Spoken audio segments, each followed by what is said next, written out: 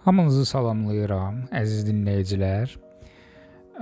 Və əgər bu podkastı dinləməyə qərar verdinizsə, bəlkə də müəyyən qədər təəccüblənə bilərsiniz, düşünə bilərsiniz ki, həmişəki mövzulardan bir qədər kənar bir şey dinləmiş olacaqsınız və bu tamamilə doğru bir, belə deyək, nəticə olacaq. Çünki mən adətən heç vaxt filmlər və kitablar mövzusundan çox da uzaqlaşmıram. Bəzi hallarda fərqli mövzular əlbəttə ki, ola bilər, fərqli bir ideyalar, hansısa bir kiçik müsahibə ola bilər və s. amma adətən bu müəyyən bir çərçivədən kənara çıxmağımı elə də görməzsiniz. Amma bu dəfə belə bir qərara gəldim ki, son səyahətimi nəzərə alıb və eləcə də ondan qabaqki səyahətləri də tez-tez xatırlayıb belə bir podkast silsiləsi yaradım. Hansı ki, o podkast silsiləsində mən səfərim əsnasında qarşıma çıxan maraqlı şeylər haqqında fikirlərimi bölüşəcəm, bəzi təəssüratlarımı bölüşəcəm və s. Məsələn, bu yaxınlarda Cambridge səyahətim oldu. Böyük Britaniyanın Cambridge şəhərinə. Səyahət əsasən işgüzar xarakter daşıyırdı, amma təbii ki, şəhəri görmək yaxud da onun bəzi hissələrini gəzmək imkanımız da oldu və çox zəngin təəssüratlarla geriyə döndüm və düşünürəm ki, bəlkə də bölüşə biləcəyim bəzi şeylər dinləyicilərə maraqlı gələ bilər, digər insanlara maraqlı gələ bilər. Ona görə də bu podkast bir qədər ənənəvi şablon mövzuları yeniləmiş olacaq mənim üçün. Burada məqsədim tamamilə informasiya məqsədi daşıyır, öz təəssüratlarımı bölüşmək məqsədi daşıyır və ona görə də, yəni belə deyək də, nəsə burada əlavə bir məqsəd və niyyət yoxdur. O baxımdan ilk növbədə bu səfər niyə görə baş verdi, onu izah eləyim. Bu konfransla bağlı olub bir özəl şirkətin təşkil elədiyi, Cambridge Universitetində təşkil elədiyi konfransı ziyarət etmək məqsədimiz var idi və çalışdığım universitet dəstək göstərdiyi üçün biz bu konfransa getdik. Gedib çıxmaq prosesinin özü bir qədər yorucu olsa da, vaxt alıcı olsa da, mən deyərdim ki, ən əsas məsələ əslində elə məhz buradan başlayır. Yəni gedib çıxmaq dediyim bu mərhələni uğurla tamamlamaqdan çox şey asılı oldu. Onu deyim ki, Bakı-London, London-Bakı reysləri var, amma çox təəssüflər olsun ki, sabit deyillər. Bu nə deməkdir? Bəzi hallarda siz görə bilərsiniz ki, Bakıdan Londona gedə bilirsiniz, amma Londondan Bakıya 3-4 gün sonra qayıdış reysləri olmur. Ya bir gün qabaq, bir gün sonrakı tarixləri də seçsəz belə bəzən olmur. Niyə görəsə o baxımdan bəxtsiz oldum. Birbaşa gedə bilsəm də qayıdarkən London, Ankara, Ankara-Bakı üzərindən qaydası oldum və başqa bir imkan elə də yox idi bu baxımdan. Yəni birbaşa reys əslində çox daha rahat bir şeydir, onu da deyim, çünki bəzi hallarda çox uzun müddət gözləməli ola bilərsiniz.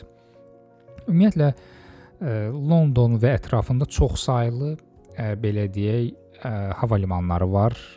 Adları çoxdur. London mərkəzində də var, Heathrow var, Gatwick var, Stansted var və s. və s. və s. Bütün bu hava limanları yəni bu hava limanlarının belə deyək, belə çox olması əslində çox bir tərəfdən qəribədir. Çünki mən bununla bağlı təcrübəm yox idi əvvəllər. Həmin hava limanlarının bir hissəsi Londondan şimalda yerləşir, bir hissəsi cənubda yerləşir və zarafat kimi gəlməsin, Londondan çox aralıdadılar. Bu nə deməkdir? Yəni əgər siz Cambridge-ə getmək istəyirsinizsə, Gatwickdə eniş edib Cambridge-ə getmək üçün hansısa bir avtobusa minsəz, normalda saat yarımlıq və ya 2 saatlıq bir yolunuz 3 saat və ya 3 saat yarım çəkə bilir. Bax, bunu mən açığı elə də təcrübəli deyildim bu məsələdə və çox da seçim də olmadı. Çünki Bakıdan qalxan təyyarə Gatwick hava limanında endi və Gatwick dediyim kimi bir qədər uzaq idi. Ümumiyyətlə viza prosesləri İngiltərə üçün bir qədər uzun çəkən prosesdir, xərc çəkən prosesdir, xərcli ola bilər. Yəni bunu nəzərdə almaq lazımdır. və indiyə qədər heç vaxt İngiltərədə olmamışdım. Birinci dəfə idi və bir çox məlumatları mən proses əsnasında öyrəndim, bir qədər tələsik oldu və s. Lakin gedib çatandan sonra nisbətən hər şey çox daha rahat olur. Hava limanından getmək istədiyiniz başqa şəhərlərə və ya da Londonun özünə nəqliyyatı çox yaxşı işləyir. Mənim dəfələrlə istifadə etdiyim Flixbus məsəl üçün Gatwick hava limanından Cambridge-ə kifayət qədər rahat formada yəni daşıyır. Sərnişinləri o baxımdan çox razı qaldım. Qatarlar ümumiyyətlə çox yaxşıdır. Şəhərlər arası qatarlar çox intensivdir. Qiymətlər nisbətən əlçatandır, amma deməzdim ki, Şərqi Avropadakı kimi və ya Mərkəzi Avropadakı kimi və bəzi hallarda da Balkan ölkələrindəki kimi münasibdir. Münasib deyil bəlkə də, amma yenə də bir çox digər imkanlarla müqayisədə yəni başqa çox da seçim qalmır belə deyək. Şəhərin özünə gedib çatandan sonra bu da bir artıq 3-cü mərhələdir də sizin üçün ki, sizin qalacağınız otel və ya ünvana getməlisiniz və bu belə olan halda taksi çox vaxt istifadə etmək lazım gəlir və bu taksi məsələsində başım çox ağrıdı, çox əziyyətlər çəkdim və gözlənilməz şeylər də çox öyrəndim o baxımdan ki, taksilər əksər hallarda miqrantlar tərəfindən idarə olunur. Yəni heç bir yerli bir ingilis belə deyək də taksi sürücüsü olmur Cambridge-də və ya ona oxşar digər şəhərlərdə. Bir çox hallarda taksilər yaman bahadır. Yəni kiçik məsafələrə siz funt sterling ekvivalentində 15-20 funt sterlingdən az ödəməyəcəksiniz və bəzi hallarda bu çox daha yüksək ola bilər. Çünki Bolt, Uber və ya onların özü yerli taksi daşımacılıq şirkətləri tələbdən asılı olaraq qiyməti artıra bilirlər və nəzərə alın ki, bəzi hallarda qiymətlər həqiqətən qeyri-real ola bilir. Amma qiyməti də qoyun bir kənara, taksi məsələsində bizim ən çox əziyyət çəkdiyimiz bir məsələdən də o idi ki, mən öz yeri gəlmişkən o da deyim ki, öz həmkarımla səyahət eləyirdim və ona görə biz istifadə eləyəcəm mən öz fikirlərimdə. Yəni bax bu taksi məsələsində həm də taksinin ümumiyyətlə tapmaq əziyyəti də çəkirdik. Mənə elə gəlir ki, taksi sürücüləri bu mənim öz fikrimdir, bəlkə də həqiqəti əks etdirmir, amma belə ölkələrdə miqrantlar bir-birləri ilə razılaşıb, belə deyək, əksər hallarda süni qıtlıq yaradırlar ki, qiyməti yüksək olsun. Bu mənim fikrimdir, amma hər halda müşahidələrə əsaslanır.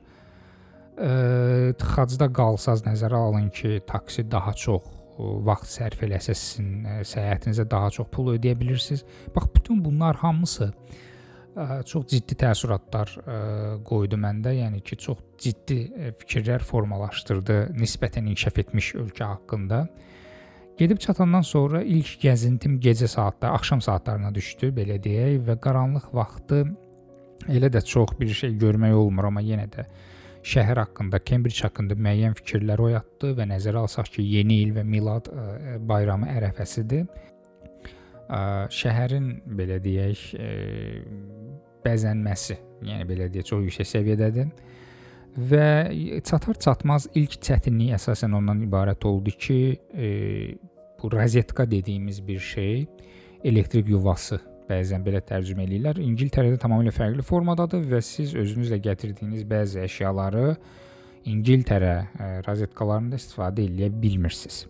Xüsusi çevirmə cihazı almalısınız. Bəzi yerlərdə bu çox bahadır, bəzi yerlərdə isə normal qiyməti tapmaq olar. Bax, bunu ilk çatdığım gün axşam saatlarında həll eləməli idim necəsə və yaxşı ki, bir dükanda olduqca əlçatan qiymətə bunu tapdım və siz təsəvvür edin ki, turist olduğunuzu nəzərə alıb mollarda və ona oxşar yerlərdə normadan 4 dəfə daha çox qiyməti sizə deyə bilərlər ki, və siz onu nəzərə alırlar ki, sizin çox da seçiminiz yoxdur və ona görə çox böyük məbləğdə bir qiymət deyirlər. Bu heç yaxşı bir hal deyil, amma hər ölkədə baş verir. Otel seçimi məsələsi çox vacibdir əslində. Mən bir qədər oteli kənarda seçməli oldum tələsik plana görə və şəhər mərkəzinə gedib gəlmək bir qədər vaxt aparırdı. Piyada məsələn, xüsusi otelin yanından gedən bir cığır istifadə eləyirdik biz. O cığır şəhərin müəyyən küçəsinə çıxırdı, həmin küçədə mərkəzə aparırdı. Bəzi hallarda piyada bu 25 dəqiqə, yarım saatdan çox çəkə bilirdi. Və gəzərkən əslində bu gəzməyin özü çox yaxşı bir şeydir. Təbii ki, piyada gəzmək lazımdır. Gəzərkən yaşayış evlərini çox müşahidə edirdim və ən çox sevdiyim bir şeyi görürdüm. Olduqca alçaq cığırlı, deməli hasarlar. Kifayət qədər xudmani evlər, yəni bu belə evləri idarə etmək də nisbətən rahat olur, onun xərci də nisbətən az olur. Bütün bunlar hamısı kənardan müşahidə oluna bilən şeylər idi və növbəti gün artıq ümumi gəzinti, Milad bazarının belə deyək, ümumi gəzintisi, şəhərin görməli yerlərini görmək kimi məsələlər yer aldı bizim səyahətdə və şəhərin bütün gözəlliyini artıq gün işığında görmək olurdu. Hava çox yaxşı idi. Bəzi hallarda qar yağa bilər, hava tutqun ola bilər, amma bizim səfərimiz ərəfəsində hava çox işıqlı, aydın və günəşli idi. Heç dekabr havası olduğunu mən hiss eləmədim və şəhərlə bağlı çox şey öyrəndik. Növbəti gün öyrəndik ki, məsələn, muzeylər pulsuzdur və istənilən muzeyə daxil olub onu görmək olar. Kitab dükanları var kifayət qədər, kilsələr var kifayət qədər və Cambridge Universiteti, hansı ki Cambridge-in ümumiyyətlə əsas simvoludur, əsas onun üzüdür, belə deyək, imicidir. Əslində ənənəvi universitet kimi deyil. Cambridge Universiteti artıq kolleclərə bölünüb, həmin kolleclər özlərini idarə eləyirlər və özlərinin öz brendinqləri və imicləri var. Məsələn, Trinity College, Queen's College, Wolfson College və s. Bizim öyrəşdiyimiz ənənəvi universitet dizaynı orada yoxdur. Böyük ehtimal ki, bu ona görə belədir ki, artıq Cambridge Universiteti o qədər böyüdü və oturmuş bir yerə çevrildi ki, sonradan onun decentralization, yəni qeyri-mərkəzləşdirmə prosesini etməli oldular. Ümumiyyətlə şəhər gəzintisi vaxtı və eləcə də ümumiyyətlə digər məsələlərdə mən yerli əhalinin, istər miqrant olsun, istərsə də yerli ingilis əhali olsun, çox kübar, mehriban, mədəni olduqlarını gördüm. Yəni bu baxımdan mən çox razı qaldım. Bir nümunə verə bilərəm ki, siz təsəvvür edin, avtobusu ilk dəfədir minirsiniz Cambridge-də və sürücüdən nəsə soruşursunuz.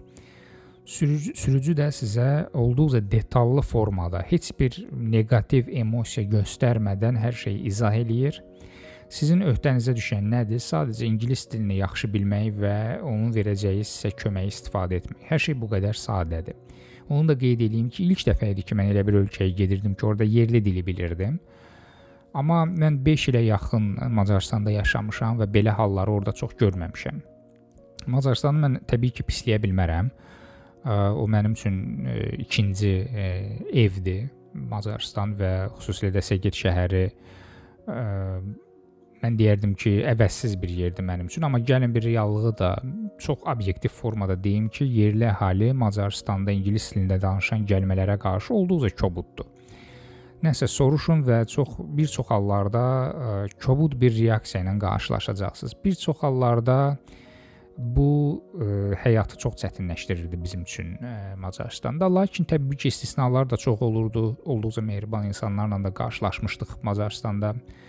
Amma Cambridge-ə qayıtsaq və insanları haqqında dediyim şeyləri nəzərə alsaq, hər halda fərqi də başa düşmüş olacaq. Digər bir məsələ kafe-restoran məsələsidir. Yəni şəhərdəsinizsə təbii ki, əsasən yeməyi kənarda yeməli ola biləcəksiniz. Bu ciddi bir problemə də çevrilə bilər sizin üçün, çünki burada bir neçə şeyi balanslaşdırmaq lazımdır. Pul, keyfiyyət və qiymət. Bunların əksər hallarda ikisini əldə edə bilirsiniz, üçüncüsünü əldə edə bilmirsiniz. Bu nə deməkdir? Məsələn, bir çox hallarda elə bir yer tapa bilərsiniz ki, qiyməti münasibdir, keyfiyyəti də hətta yaxşıdır, amma ağız dadınıza uyğun deyil. Əsasən Asiya ölkələrinin mətbəxini təmsil edən restoranlar mərkəzdə çox idi və bir qədər bəxt məsələsidir ki, əgər siz bəxtiniz gətirsə, yaxşı yeməklə qarşılaşsaz, yaxşı olacaq. Yox, əgər təcrübəsizsinizsə, əziyyət çəkə bilərsiniz. Bu bizim başımıza gəldi. Türk restoranları adətən dünyanın bir çox ölkələrində bu dəqiqə çox populyardır, amma Cambridge-in mərkəzində biz bir o qədər də türk restoranı tapmadıq. Yunan restoranı ola bilər, amma türk restoranı o qədər də yoxdur. Mənə elə gəlir ki, bu daha çox bilərəkdən edilmiş bir yanaşmadır ki, türk restoranları böyük ehtimal ki, şəhərin ətrafında yerləşdirilib. Çay, kofe, şirniyyat kimi məsələlər kifayət qədər əlçatandır, qiymət baxımından münasibdir. Məsələn, Bakı qiymətlərinə oxşardır, lakin Bakıdan çox daha deyərdim ki, keyfiyyətlidir. Həm çayın keyfiyyəti, yəni bir isti içki kimi bizim Azərbaycanda qat-qat daha keyfiyyətli olduğunu müşahidə elədik. Şirniyyatlar da kifayət qədər əlçatan, belə deyək, qiymətlərə idi və dadlı idi və s. Bu təəssüratlar hamısı şəhərin tarixi gözəlliyi, onun zəngin, belə deyək, parkları və s. fonunda həqiqətən bir-birini tamamlayırdı. Yəni mən sizə deyim ki, ekoloji baxımdan kiçik şəhərlər həmişə böyük şəhərlərdən qat-qat daha yaxşıdır. Böyük şəhərlərdə həm havanın çirklənməsi çox olur, həm səs çirklənməsi çoxdur. Cambridge-də sıxlıq müşahidə olunurdu və bundan doğan müəyyən səs çirklənməsi ola bilər ki, uzun müddət orada qalan adamları narahat eləyə bilər, amma havanın təmizliyi və küçələrin təmizliyi, ümumiyyətlə təbiətə yaxınlıq baxımından Cambridge olduqca qane edici bir şəhərdir. Və biz öncədən də qeyd elədiyim kimi konfrans məqsədi ilə getmişdik və konfransımızda iştirak etdik. Bu əsasən bizdən bir günümüzü aldı və dediyim kimi universitet artıq kolleclərə bölünüb, hər bir kollecin öz müstəqilliyi və muxtariyyatı var. Bizim iştirak elədiyimiz kollec Wolfson College adlanırdı və bizim yaddaşımızda olduqca xoş təəssüratlarla qaldı. O baxımdan ki, çox kiçik bir kollec təəssüratı bağışladı, lakin olduqca təmiz, səliqəli, yaxşı idarə olunan bir yer idi və konfranslar, elmi konfranslar adətən yaxşı dostlar qazanmaq üçün, yeni ideyaları görmək üçün olduqca yaxşı şəraitdir. Və biz çalışdıq ki, Cambridge-in bir şəhər kimi və eləcə də bir universitet kimi bizə təklif eləyə biləcəyi bu imkandan yararlanaq və bütün bunların hamısı yeni il ərəfəsində, Milad bayramı ərəfəsində baş verirdi deyə biz şəhərin həm də bir bayram əhval-ruhiyyəsini gördük. Bəzi yerlərdə, daha doğrusu mərkəzdə yeni il və ya Milad bazarı, Christmas market dediyimiz bir şey var idi və bu belə marketlər, belə Milad alış-verişinin edildiyi yerlər bəzi yeməklər yemək üçün və onları dadmaq üçün çox yaxşı şərait təqdim eləyir, hədiyyələr almaq üçün çox yaxşı şərait təqdim eləyir və ümumiyyətlə ölkənin, eləcə də həmin şəhərin yerli əhali ilə birlikdə Milad əhval-ruhiyyəsini hiss eləmək üçün olduqca əhəmiyyətlidir və mən bu baxımdan böyük müsbət təəssüratlar əldə elədim. Yəni həftə sonları bir qədər sıxlıq olur, amma yenə də dəyər. Yəni onu görməyə dəyər. Mən adətən yeni il ərəfəsində və ya Milad bayramı ərəfəsində səyahət eləməyi Avropada çox bəyənirəm. Çünki o digər vaxtlarda bir qədər daha sönük görünən bəzi məsələlər Milad bayramı ərəfəsində olduqca canlanır. Digər bir məsələ haqqında da danışmaq istərdim. Bu məsələ miqrant məsələsidir. Ümumiyyətlə İngiltərədə və xüsusilə də Cambridge-də miqrant əhali olduqca çox saya malikdir. Bu nə deməkdir? Yəni artıq İngiltərə bəlkə də 70 ildən çoxdur ki, intensiv formada hər il miqrant qəbul edir və bir çox əsas gündəlik və elə də yüksək əlavə dəyər yaratmayan belə deyək, iqtisadi fəaliyyətlərdə miqrantların çoxluğunu görmək mümkündür. Mən oxşar vəziyyəti Viyanada da müşahidə eləmişdim məsələn.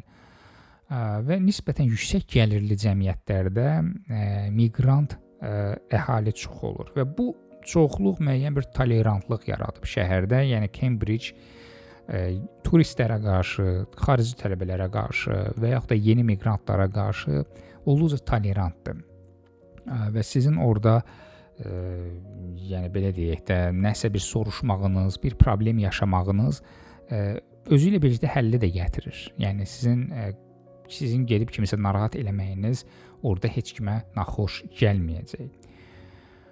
Ona görə də əslində miqrant çoxluğu bir tərəfdən də yaxşıdır, amma digər tərəfdən də o İngiltərənin tarixiliyini, onun qoyub getdiyi mirası məhz ingilis etnik kimliyi və yaxud da etnik kəsimi vasitəsilə öyrənmək imkanımız artıq əvvəlki kimi deyil. Və belə deyək, 70-ci illərdə, 90-cı illərdə ora getmiş miqrantların artıq nəsli artıb və yeni nəsil hansı ki artıq orada böyüyüb bir ingilis kimi danışır, yəni ləhcəsi belə eynidir. Onlar bəzi hallarda miqrant olduqlarını gizlədəcəklər. Mən bunu müşahidə elədim bir neçə dəfə. Bəzi hallarda isə açıq-aşkar bunu deyəcəklər. Bu haqqda bu elə bir şeydir ki, artıq bəzi hallarda hətta deyərdim ki, problem yarada bilər. Çünki siz onun xarici olduğunu görüb ona desəz, ona xoş təsir etməyə bilər. Bu həm təəccübləndirən bir məsələ oldu müəyyən mənada, amma müəyyən mənada da normal qəbul etmək lazımdır. Bir digər məsələ şəhərin nəqliyyat infrastrukturu ilə bağlıdır. Həm daxili, həm xarici ilə bağlı bir-iki fikir söyləyim. Məncə bu da maraqlı gələ bilər. Daxildə avtobus nəqliyyatıdır. Tramvay çox yoxdur burada, trolleybus yoxdur. Yəni əsasən avtobus nəqliyyatıdır. Şəhər kiçikdir kifayət qədər. 150 minlik bir əhalisi var. Amma şəhərin quruluşu, onun ümumi fiziki həcmi kifayət qədər böyükdür. Avropanın digər ölkələrinin kiçik şəhərləri ilə müqayisə eləsəm, mən deyərdim ki, Cambridge əslində heç də kiçik deyil. Ona görə də avtobus nəqliyyatının üzərinə bir qədər çox yük düşüb və getdiyiniz stansiyanın adını mütləq bilməlisiniz ki, ona uyğun bilet alasınız sürücüdən.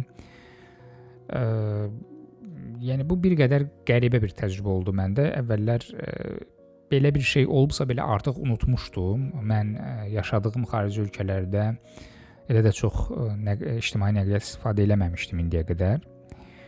Və ümumi olaraq çox yaxşıdır, əlçatandır, amma gec-gec gəlir. Deməzdim ki, belə deyək, tələsirsinizsə ictimai nəqliyyata güvənmək olar. Düzdür, dəqiqliyi var, rahatlığı var. Qeyd etdiyim kimi sürücülər tərəfindən və yaxud da onlarla bağlı fəaliyyət göstərən istənilən bir işçi sizə kobudluq etməyəcək, amma yenə də mənim gözümdə o formada ictimai nəqliyyat tam olaraq etibar göstəriləsi bir nəqliyyat deyildi. Şəhərlərarası nəqliyyat baxımından isə çox daha razı qaldım. Yəni Cambridge-dən Londona gedib oradan da hava limanına getmək mən deyərdim ki, kifayət qədər rahat və sürətli oldu. Qiymətlər yenə də bax burada demək biraz çətindir. Məsələn, manat ekvivalentində 35-40 manata yaxın xərciniz çıxa bilər.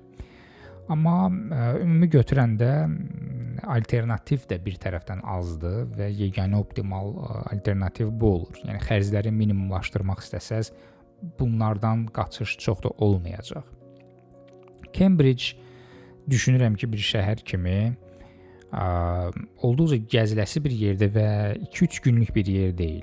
Ümumiyyətlə əslində har olur olsun, istənilən yeni bir şəhər öz hekayəsini sizə danışmağı üçün siz gərək orada müəyyən bir vaxt keçirəsiniz, piyada gəzəsiniz, yerli əhali ilə söhbət eləyəsiniz, hansısa bir fəaliyyətlə məşğul olasınız və s. və s. Bu bir neçə həftəyə qədər uzana bilər, düzdür. Bəzən imkanlar buna imkan verməyə bilər, şərait yaratmaya bilər, amma yenə də reallıq bundan ibarətdir ki, Cambridge-in məsələn dərindən başa düşülməsi bizim üçün tam olaraq əslində baş vermədi. Amma biz bir şey dəqiqliklə başa düşdük ki, Cambridge şəhərində yeri gələndə uzun müddət yaşamağına dəyər.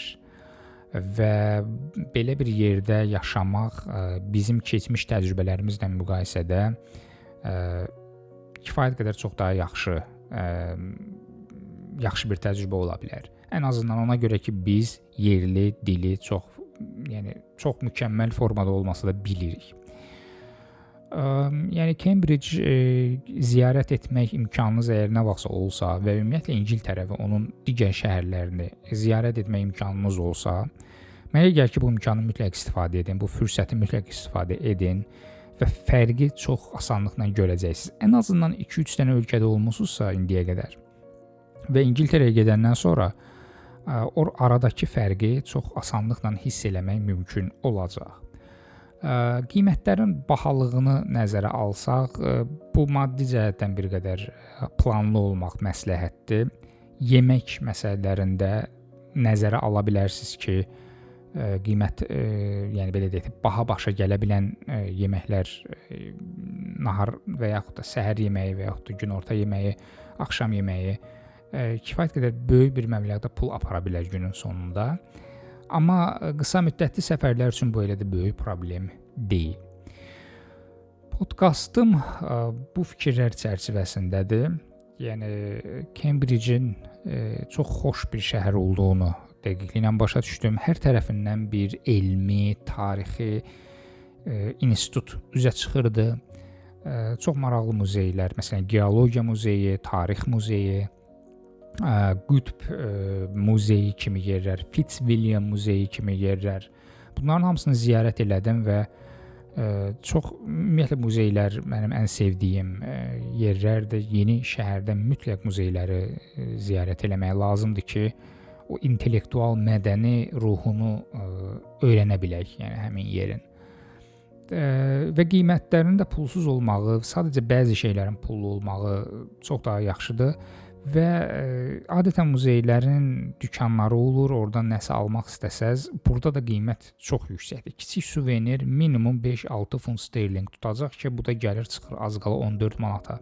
Çox xırda bir şey, çox kiçik bir şey sizdən 14-15 manatlıq bir xərc tələb edəcək. Yəni bu kiməsə hədiyyə alacaqsa nəzərə alın ki, bu istiqamətdə planlı olmaqda fayda var. Coffee shoplar, restoranlar, kiçik yerli məhəllə biznesləri çoxdur. Onların bir qismi yaxşıdır. Məsələn, mənim yaxşı olmayan təcrübəm də oldu o baxımdan ki, kiçik bir kafedə, bəzi kafelərdə, bəzi coffee shoplarda qəribə siyasətlər var. Məsələn, onlar günün müəyyən hissələri laptop və notebook istifadəsini məhdudlaşdırırlar. Bunu bilmirsinizsə, təcili işiniz varsa, o işi görməkdə belə deyək çətinlik çəkə bilərsiniz. Bunu mən bilmirdim. Bəzi yerlərdə lakin bu məsələ var.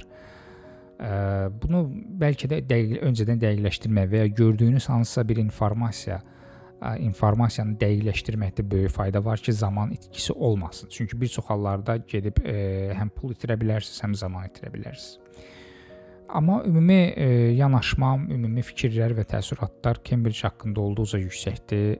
Təəssüflər olsun ki, təkcə Cambridge-i görmək qismət oldu. Digər şəhərləri ilə bağlı belə deyək də imkan əldə etmədim.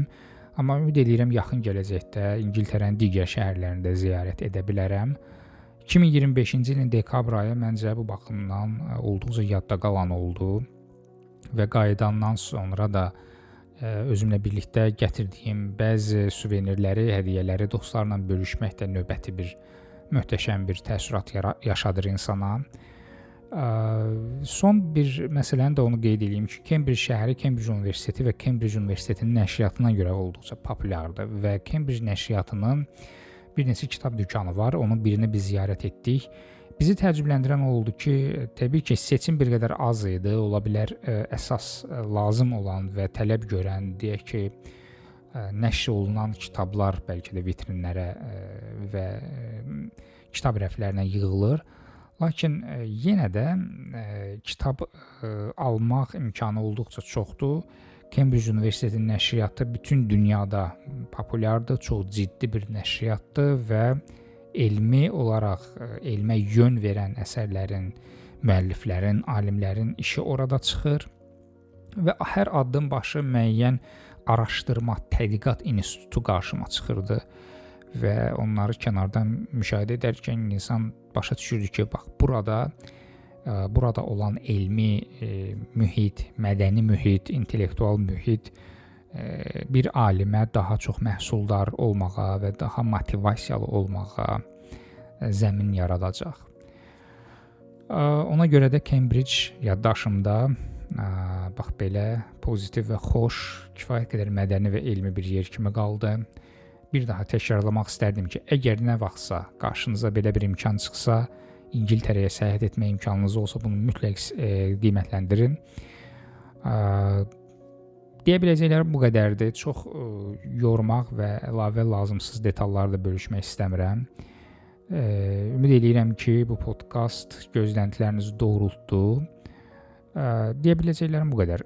Dinlədiyiniz üçün çox təşəkkürlər, minnətdaram. Gününüz xoş keçsin.